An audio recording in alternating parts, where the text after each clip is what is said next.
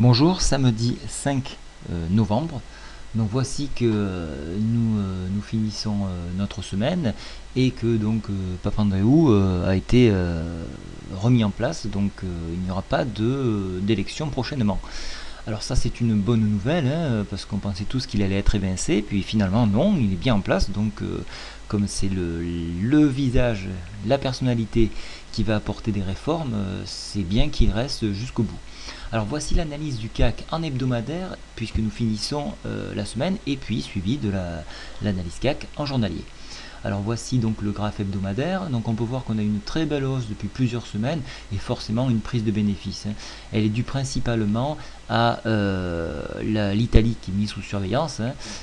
Et puis bon, le problème grec avec l'histoire du référendum. Donc j'ai fait un petit article qui est assez sympathique que vous pourrez lire sur le site. Donc voilà, donc prise de bénéfice, on a enfoncé le support ici à 3134 et on a testé l'enfoncement de la MM7 sur 3100, mais bon, on l'a défendu et on a clôturé au-dessus. Donc ça, c'est pas trop mal. De pas enfoncer la MM7, c'est quand même pas mal.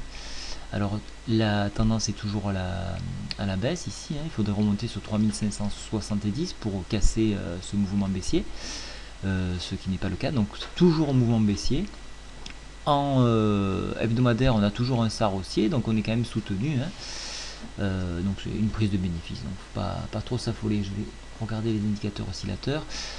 Ici, donc le stochastique tendrait à recroiser, mais c'est pas le cas, donc on peut envisager ça comme une pause dans la hausse, ça pourrait être le cas, même si le rock'n'roll vient de basculer dans le rouge et que le zigzag lui vient de donner une tendance négative sur une fourchette d'Andrews négative, rien n'est joué. Tant que la MM7 n'est pas enfoncée, on peut espérer revenir la semaine prochaine au-dessus de cette résistance et revenir au contact du haut de la fourchette d'Andrews.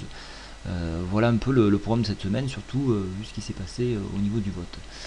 Au niveau de la tendance journalière, donc pour lundi, que va-t-il se passer? Alors je vais un petit peu agrandir le graphique parce qu'effectivement on voit pas grand chose. Alors attendez. Voilà. Alors donc on a effectivement eu notre. Alors j'avais parlé de navalement haussier. Donc on a eu notre hausse, et puis bon après on a eu bien sûr les mauvaises nouvelles au niveau de l'Italie, avec le FMI qui surveille l'Italie.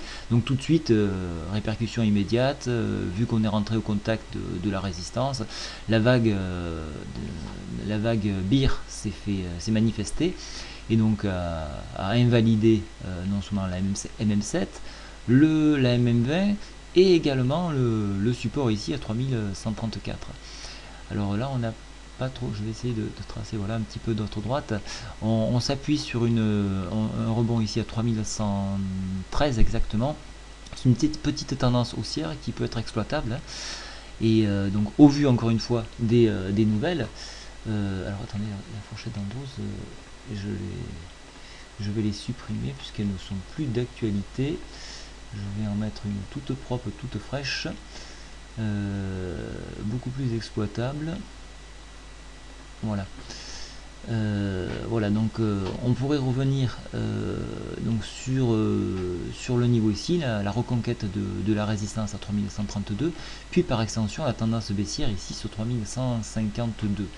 Voilà, ça serait le programme pour la semaine prochaine. On a comblé un gap dans la journée, là, hier. Donc il nous en reste deux, on ne va pas les laisser vacants, surtout celui-ci, il est énorme. Donc même si on a un super trend baissier, vu la descente qu'on a eue, automatiquement on repartira. Voilà.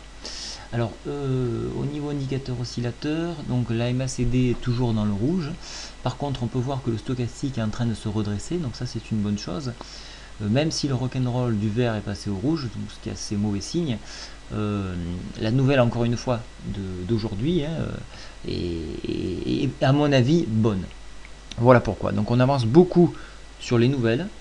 Il faut toujours tenir compte de l'analyse technique pour se donner des bornes extrêmes, mais on évolue toujours au fil des fondamentaux, c'est-à-dire des nouvelles que l'on entend dans le monde. Voilà, donc bonne nouvelle, hausse qu'est-ce qu'on dit dans la hausse, on va au contact de cette résistance et donc en cas de franchissement, on irait tester la tendance à 3150. Voilà, et bien écoutez, je vous ai tout dit pour aujourd'hui. Je vais vous faire un récapitulatif complet de nos titres puisqu'il y a beaucoup de dégâts dessus. Et je vous envoie ça par mail. Bonne journée, au revoir.